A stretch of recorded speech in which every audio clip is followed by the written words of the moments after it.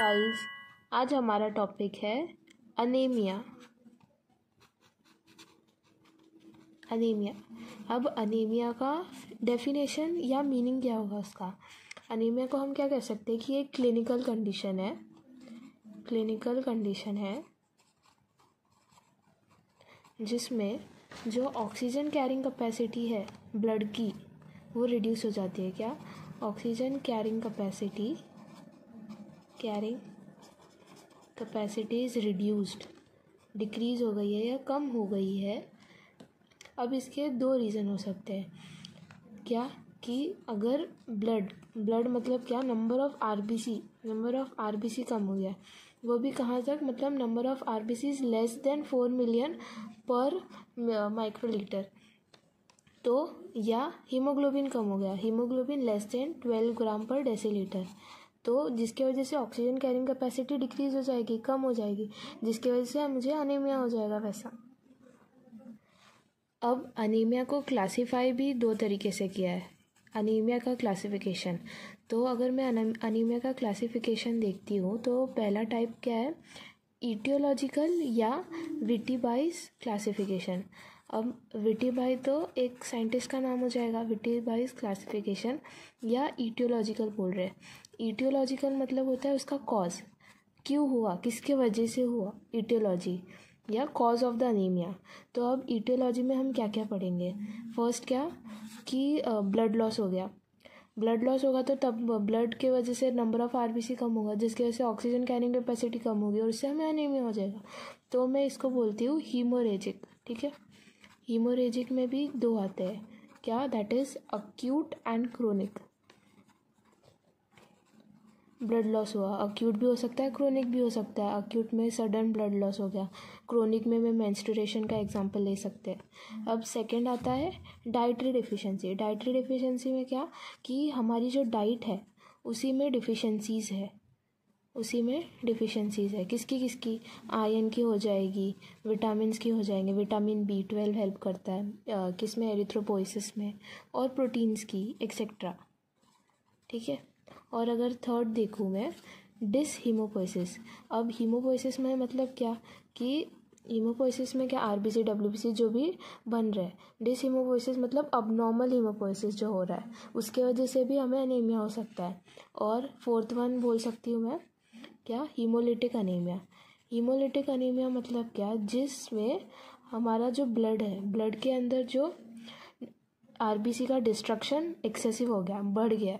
तो अब इसमें भी मैं दो टाइप पढ़ सकती हूँ हीमोलिटिक अनीमिया में, एक क्या, इंट्रिंसिक और एक एक्सट्रिंसिक।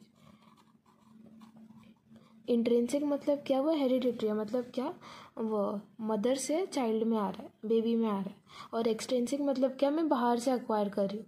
एक्सट्रिंसिक है जैसे कि ब्लड ट्रांसफ्यूजन हुआ, उसमें अगर एंटीजन एंटीबॉडी नहीं सिमिलर हुए, मतलब अगर मैचिंग नहीं हुई, तो उसकी वजह से रिएक्शन होगा, जिसकी वजह से एक तरीके का कंडीशन मुझे अनीमिया भी दिखेगा, ब्लड ट्रांसफ्यूजन अगर रॉन्ग हुआ तो। और अगर मैं इंट्रिंसिक देखूँ, ये हेरिडिटरी होती है। ठीक है, तो हेरिडिटरी में एग्जांपल क्या देते, इसमें आएगा फर्स्ट या कंजेनाइटल में क्या, स्पेरोसाइटोसिस।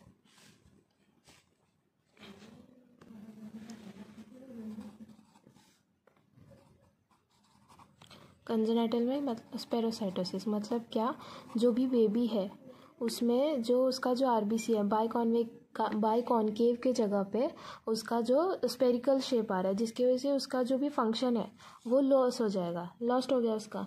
और सेकंड क्या है, हीमोग्लोबिनोपैथीज।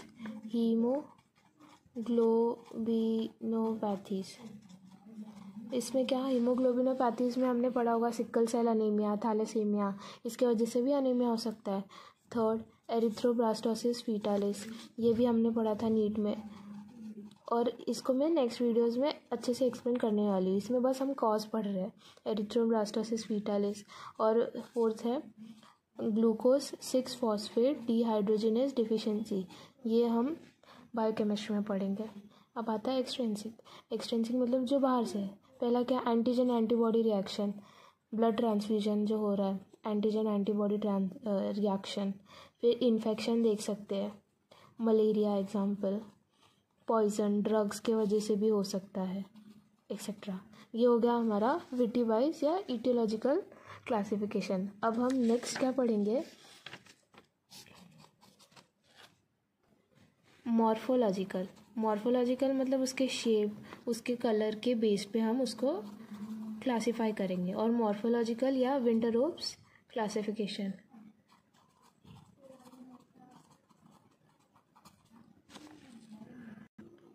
अब मॉर्फोलॉजिकल या विंटररोप्स क्लासिफिकेशन में क्या आता है, उन्होंने क्या बताया कि अगर मैं सैचुरेशन पे देखूँ, saturation of RBC in blood, या मैं कलर देखूँ, उसी का मतलब क्या, दो टाइप के है, नॉर्मोक्रोमिक हो सकते हैं, नॉर्मोक्रोमिक या हाइपोक्रोमिक, ठीक है। और अगर मैं chromic means colour, normo means normal, hypo means less. और अगर मैं उसके साइज पे देखूँ, size of the RBC cell, तो देखो तो नॉर्मोसाइटिक, नॉर्मोसाइटिक मतलब नॉर्मल है उसका साइज, या मैक्रोसाइटिक, मैक्रो मीन्स उससे बड़ा होगा नॉर्मल से, या माइक्रोसाइटिक, माइक्रोसाइटिक। अगर मेरा मतलब अगर किसी का ब्लड लॉस हुआ या एक्सीडेंट हुआ, तो वहाँ पे जो अक्यूट ब्लड लॉस हो रहा है, तो मैं उसमें डाल सकती हूँ नॉर्मोसाइटिक एंड नॉर्मोक्रोमिक। मतलब उनका नॉर्मल साइज़ है, नॉर्मल कलर भी है, बट ब्लड लॉस होने की वजह से वहाँ पे अनीमिया देखने मिलेगा। तो मैं यहाँ पे बोल सकती हूँ अक्यूट हीमोरेजिक,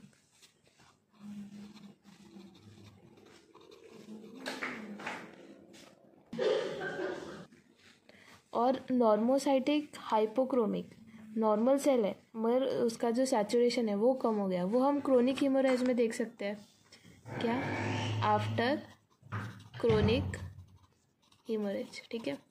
और अगर मैं देखूँ मैक्रोसाइटिक नॉर्मोक्रोमिक, मैक्रोसाइटिक नॉर्मोक्रोमिक में किस में देख सकती हूँ, due to deficiency of vitamin B12, vitamin B12 की डिफिशियंसी, फोलिक एसिड की डिफिशियंसी, या इंट्रिंसिक फैक्टर की डिफिशियंसी के वजह से मुझे मैक्रोसाइटिक नॉर्मोक्रोमिक दिखेगा। अभी मैं एक्सप्लेन करूँगी इसको डीपली, फिर पता चल जाएगा। ये लिवर डिजीजेस में दिखेगा, क्या, मैक्रोसाइटिक हाइपोक्रोमिक, सेल लार्ज हो गया है और सैचुरेशन उसका कम हो गया है। और अब आया माइक्रोसाइटिक नॉर्मोक्रोमिक, ये क्रोनिक इन्फेक्शंस में दिखेंगे, मलेरिया। और क्या, माइक्रोसाइटिक हाइपोक्रोमिक, माइक्रोसाइटिक हाइपोक्रोमिक ये याद ही रखना है, क्या, आयरन डिफिशियंसी में दिखेगा हमें, iron deficiency, anaemia, thalassaemia. Anaemia भी में हम अलग अलग टाइप्स देख सकते हैं। तो अगर 3 टाइप्स देखें तो उसमें अगर मैं पहला देखूँ वो होगा pernicious anaemia, pernicious anaemia, folic acid deficiency का अनीमिया, फोलिक एसिड अनीमिया, और एक आयरन डिफिशियंसी अनीमिया। तो जो परनीशियस अनीमिया है वो विटामिन B12 की डिफिशियंसी की वजह से होगा। जो फोलिक एसिड है अनीमिया है वो फोलिक एसिड की वजह से होगा। और जो आयरन डिफिशियंसी है वो आयरन की वजह से हो गए, जो आयरन सप्लीमेंट्स जो नहीं लेंगे, आयरन की डिफिशियंसी होगी, उसके वजह से आयरन डिफिशियंसी अनीमिया होगा। अब हम सबको डीपली पढ़ते हैं। अब हम पहला परनीशियस अनीमिया देखेंगे। अब परनीशियस अनीमिया को हम एडिसन्स अनीमिया भी बोलते हैं। अब इसमें होता क्या है, परनीशियस अनीमिया मैंने बताया कि विटामिन B12 की डिफिशियंसी से होता है। तो अब ये इनडायरेक्टली होता है, कैसे कि हमारे जो बॉडी में है इंट्रिंसिक फैक्टर का डिफिशियंसी हो जाता है, मतलब due to lack of intrinsic factor. अगर इंट्रिंसिक फैक्टर कम हो गया स्टमक में तो वो विटामिन B12 का अब्जॉर्प्शन नहीं हो पाता है, क्योंकि विटामिन B12 को इंट्रिंसिक फैक्टर चाहिए रहता है ताकि अब्जॉर्प्शन हो और हीमोपोइसिस स्टार्ट हो। ये हो गया। अब क्या, अब मैं इसके कैरेक्टरिस्टिक फीचर्स देखती हूँ। कैरेक्टरिस्टिक फीचर में क्या, पहले मैं बोन मैरो का देखती हूँ। बोन मैरो में क्या, मेगालोब्लास्टिक हाइपरप्लेजिया। मेगालोब्लास्टिक हाइपरप्लेजिया मतलब क्या होता है कि अब यहाँ पे मुझे अनीमिया देखने मिलेगा, कैसे, विटामिन B12 की कमी हो गई है, जिसके वजह से मेरी बॉडी क्या बोलेगी, अब तो आरबीसी ज़्यादा बना, जिसके वजह से क्या, हाइपोक्सिया स्टिमुलेट होगा ना, क्यों, अनीमिया आ रहा है, स्टिमुलेशन ऑफ एरिथ्रोपोइसिस, जिसके वजह से क्या होता है कि जो बोन्स में जो सेल्स बन रहे हैं उसका जो मैचुरेशन अरेस्ट बहुत जल्दी आ जाता है, जल्दी आ जाता है। और हाइपरप्लेजिया मतलब क्या होता है, प्लेजिया मतलब सेल होता है, मतलब सेल का डिवीजन बहुत जल्दी जल्दी हो रहा है, सेल्स बहुत ज़्यादा बन रहे हैं, बट उसका जो मैचुरेशन अरेस्ट है, मतलब पर्टिकुलर स्टेज होते हैं ना, वो स्टेज तक पहुंचने से पहले ही वो रिलीज़ हो जा रहे हैं ब्लड में, जिसलिए इसलिए बोला है मेगालोब्लास्टिक हाइपरप्लेजिया। और पर्निशियस अनीमिया में हमें दिखता है मैक्रोसाइटिक नॉर्मोक्रोमिक, जो हमने पढ़ा भी। मैक्रोसाइटिक नॉर्मोक्रोमिक में क्या, हमने पहले वाले वीडियो में देखा था क्या कि पर्टिकुलर स्टेजेस होते हैं ना उसके, लेट नॉर्मोब्लास्ट, इंटरमीडिएट, जो भी था।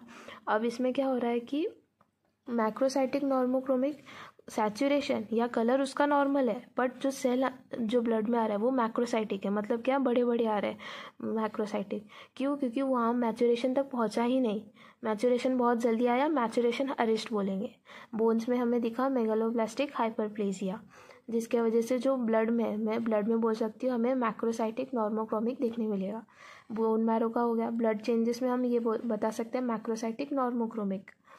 और क्या, आरबीसी काउंट जो है वो लेस देन 1 मिलियन पर माइक्रोलीटर हो जाएगा। और फिर आता है क्या, MCV MCH, इसका भी ये फुल फॉर्म से थोड़ा आइडिया ले लो, बाद में मैं एक्सप्लेन करूँगी उसे डीप में नेक्स्ट वीडियो में।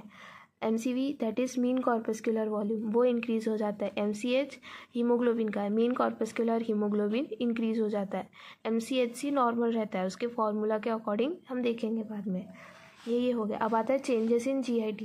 अब मैंने क्या बताया कि इंट्रिंसिक फैक्टर का डिफिशिएंसी हो गया है, डिफिशिएंसी होने की वजह से क्या होगा कि जो अब ये डिफिशिएंसी हुई तो और अगर दूसरा भी केस बता सकते हैं क्या, जो स्टमक है उसमें ऑक्जेंटिक सेल्स होते हैं, उसका एट्रोफी हो गया। एट्रोफी मतलब क्या, जो सेल्स है उसका डिस्ट्रक्शन स्टार्ट हो गया, जिसके वजह से क्या, यहाँ पे इंट्रिंसिक फैक्टर भी बन नहीं पाएंगे और वो विटामिन B12 का अब्जॉर्प्शन नहीं कर पाएंगे, जिसकी वजह से हीमोपोइसिस नहीं होगा, एरिथ्रोपोइसिस नहीं होगा, जिसकी वजह से एनीमिया कॉज होगा। ठीक है। और विटामिन B12 नहीं होने की वजह से loss of appetite and apathy देखने मिलती है हमें, इमोशनल नहीं रहते हम। Changes in nervous system, vitamin B12 का एक ये भी है कि जो वाइट फाइबर्स, मतलब जो स्पाइनल कॉर्ड है उसमें जो डॉर्सल कॉलम है, वो बाद में आगे जाके आपको समझेगा, उसका डीमाइलिनेशन हो रहा है वाइट फाइबर्स का। डीमाइलिनेशन ऑफ वाइट फाइबर्स की वजह से क्या हो रहा है, जो स्पाइनल कॉर्ड है उसमें डीजनरेशन आ रहा है। तो ये इस कंडीशन को बोलते हैं subacute combined degeneration of spinal cord, जिसके वजह से जो सिग्नल्स है वो अच्छे से पहुंचेंगे नहीं, जिसकी वजह से हमें नमनेस, टिंगलिंग सेंसेशन देखने मिलता है या सेंस होता है सेंसेशन। किसमें, पर्निशियस अनीमिया में। अब आता है फोलिक एसिड अनीमिया। अब फोलिक एसिड अनीमिया में क्या कि इसमें भी हमें मेगालोब्लास्टिक अनीमिया ही देखने मिलता है, सेम एज किसमें, पर्निशियस अनीमिया में, as seen with vitamin B12। But इसमें एक एक्सेप्शन होता है कि यहाँ पे मुझे न्यूरोपैथी देखने मिली। न्यूरोपैथी मतलब वीकनेस, नमनेस जो हमें देखने मिल रहा था, इसमें हमें वो नहीं देखने मिलता है। और इसका कॉजेज़ क्या होता है, लेस डाइटरी इंटेक, हम जो डाइट खा रहे हैं उसमें फोलिक एसिड की डिफिशिएंसी है, पुअर अब्जॉर्प्शन, मतलब स्टमक में कुछ अबनॉर्मलिटी है, उसकी वजह से अब्जॉर्प्शन नहीं होगा, जिसकी वजह से हीमोपोइसिस रुक जाएगा, आरबीसी नहीं बनेगा, अनीमिया। थर्ड क्या, increase demand of folic acid, मतलब क्या, ऐसे कंडीशन जिसमें हमारी फोलिक एसिड की डिमांड बढ़ गई है और हम ले नहीं रहे, प्रेगनेंसी एग्जाम्पल, क्योंकि हम एक तो फीमेल बॉडी है प्लस बेबी को भी चाहिए फोलिक एसिड, वो। फिर एंटीफोलेट ड्रग्स, ऐसे ड्रग्स जो हम ले रहे हैं बट वो भी फोलिक एसिड में कॉज कर रहे हैं। अब क्या, मेन चीज़ क्या होती है, अगर लेट सपोज एक पेशेंट है जिसको पर्निशियस अनीमिया है, बट मैंने उसको फोलिक एसिड दिया, तो फोलिक एसिड के वजह से उसके कंडीशन तो ठीक होंगे, बट एक चीज़ उसमें रह जाएगी क्या, कि यहाँ पे हमने पढ़ा डीजनरेशन ऑफ स्पाइनल कॉर्ड, जिससे न्यूरोपैथी, फोलिक एसिड में हमें न्यूरोपैथी नहीं देखने मिलती है बट पर्निशियस अनीमिया में दिखने मिल रही है। तो अगर फोलिक एसिड देंगे तो उसकी जो न्यूरोपैथी है वो और वर्सन हो जाएगी और ख़राब हो जाएगी, जिसकी वजह से ये सब जो कंडीशन न्यूरोपैथी की और बढ़ जाएगी। इसलिए बोलते हैं क्या, फोलिक एसिड दे के मतलब नहीं है पर्निशियस अनीमिया में, क्योंकि वो और वर्सन हो जाएगी।